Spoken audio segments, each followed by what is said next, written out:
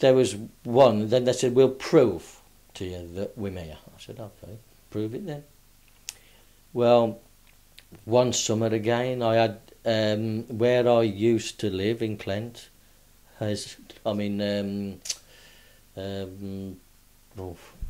Somerset now, had a big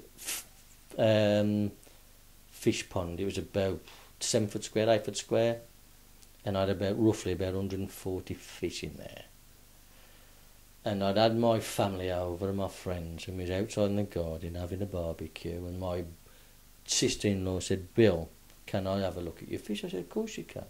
So I went over to the fish pond. I said, Bill, where are the fish? I said, there's about 140 fish in there. That was ridiculous. So we went over. No fish. I thought, this is strange.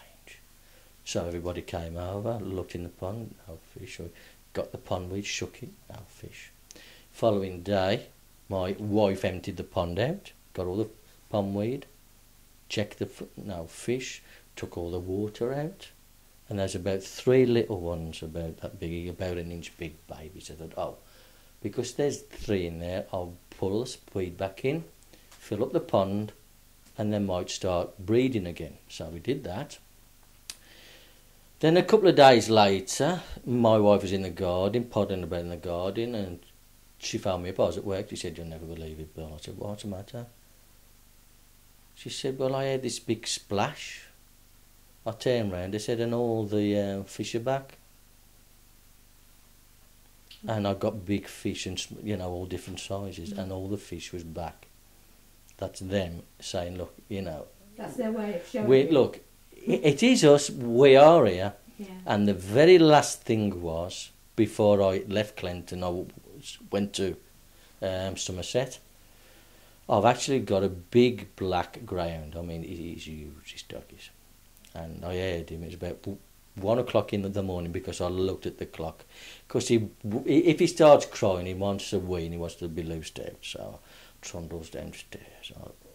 Sam? No, Sam. So where's he gone to? And went in the lounge, turned on the light. No, Sam. Oh, this is strange, this is.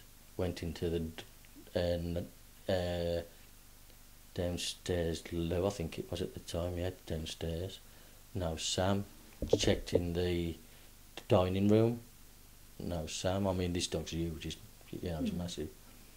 Went into the kitchen. No, Sam. I thought, oh no, I haven't loosed him outside, have I? And he's been outside all flaming night. So I opened the back door, shouted him, nothing. And I still heard him crying. I thought, this is ridiculous. Where is he? Then I thought, oh, he might have got stuck upstairs in one of the bedrooms, because we've got 3 bedrooms, see? So upstairs I went again. Checked Simon's room, it's empty at the time. No, Sam. Went into our bedroom again, because sometimes he sleeps on the floor for the bed. No, Sam. Spare bedroom. No, Sam. I thought, now I got scared now. Went downstairs, I thought, right, now let's think this out logically. So I went through all my steps again, the lounge, the dining room, the downstairs toilet, the kitchen. No, Sam. I thought, now this is scaring me now, because someone stole my dog. Halfway up the stairs to tell my wife, I heard, it's all right, Lord, is he here? I thought, oh, turn round, and he was on the downstairs. It was lay in the lounge on the carpet. He looked at me and he shot up that stairs. He just went straight past me and shot upstairs. Right. Yeah. So again, so that's your physical. Yeah. So how can you lose a big black greyhound? You can't, can you? Yeah. It's impossible. Yeah. Yeah. You know. Some people have said, the sceptics say, well, as you was in the lounge, he might have sneaked into the dining room, and then when he went into the kitchen, he sneaked out. I thought, did he are that clever? So, you said that you'd had some truck with the Spiritualist Church, is that? Oh, yes, they're the strange ones, aren't they, the churches? Well, I mean, you see, the point is this. God says, look, you've got to try and amalgamate everybody. You can't, because the Catholic Church is against the Spiritualists. They call them Satanists because, you know, everything else and blah, blah, blah. But as I try to tell people, look in your Bible, what was a prophet? They foretold the future. It's only the same as what people... It is a God-given gift.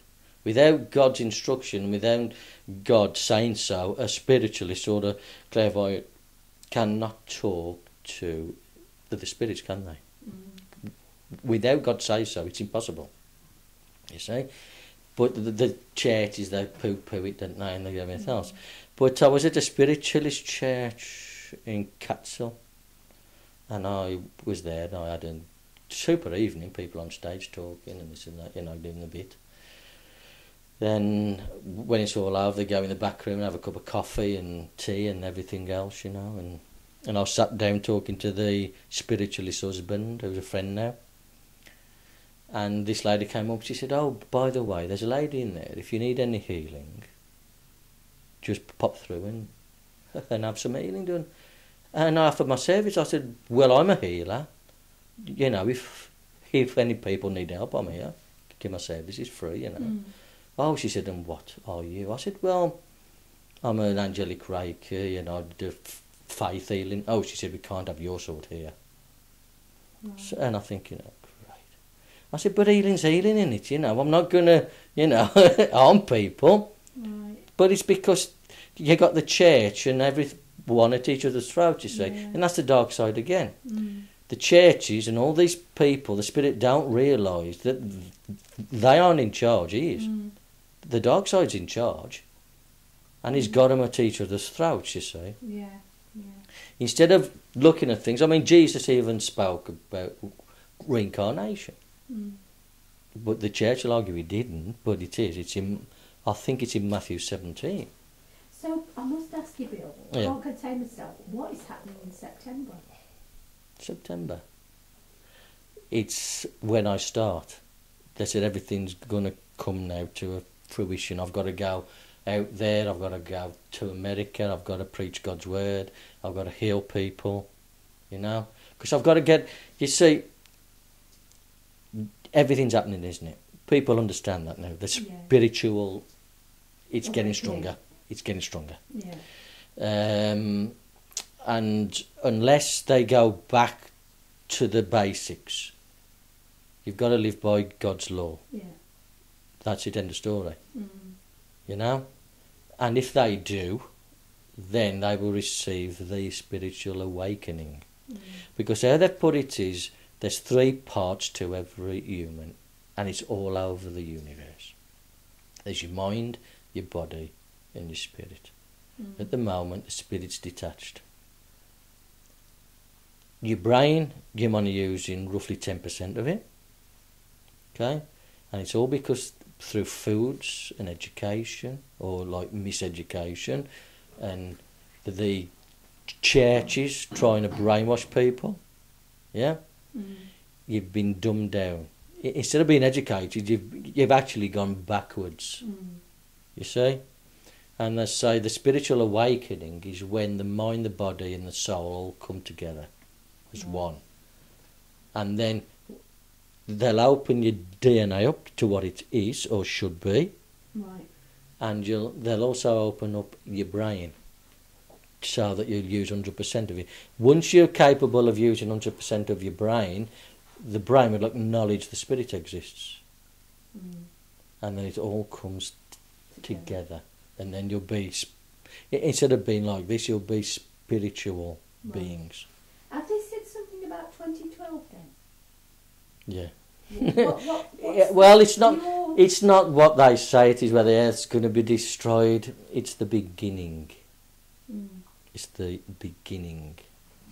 Right. It's not the beginning of the end and destroy. There is going to be earthquakes because that's the natural sort of way things are. Yeah. There's going to be floods. There's going to be natural air sort of, but it's not going to be brimstone and fire and everything else and stuff like that.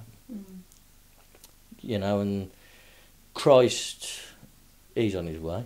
He's coming back. Yes. In the physical form. Yes. People say, well, it's not in the physical form. Of course it is. When God's here, because I see him as well, I see God as well. And when he tells me to do things and that this is what you've got to do, you know, and he calls us, he's the same. He said, I'll call you Lord because all of us are equals. the same. Jesus calls me Lord, and I'll call him that. He said, because we're brothers, we're just equal, all as one. Yeah. And humans don't realise that they are as God, because you've got his spark inside of you. But it's been dragged away from you. Oh, it's not. Sort of as a child, when a child, she's a playmate, then brainwashed into thinking, no, it's rubbish, you're not actually seeing anything. But they are, you know. If you leave a child alone and just let it develop, you know, and encourage them, if they can see things, just bring it out of them. You know, as I said before, if in schools they taught the Ten Commandments and installed it into children, and if they actually believed it and grew up living that way, it spirals, doesn't it? Yeah. And eventually things get better. But all the only instruction is, you know, they do all sorts of things, you know, English, which is okay, mathematics, history, but it's history, but it's their history. So have they told you their history? Well, yeah, but well, I mean, there's some things that shock me, because they said I'm 2 million years old. That's my spirit, and I have been here before because I've seen my previous lives. Right. And it's always been to help development, Yeah. to help mankind. Yeah. And you know, I have, because I now know who I am. You know, I do know who I was as well. Right. And it has been a great, fantastic educational journey. But it's scary as well. It is. See, what scares me is, and I am honest now about this, because years ago I couldn't even talk. At school I used to stammer. I mean, sometimes I do slip up occasionally, but I could not string a sentence.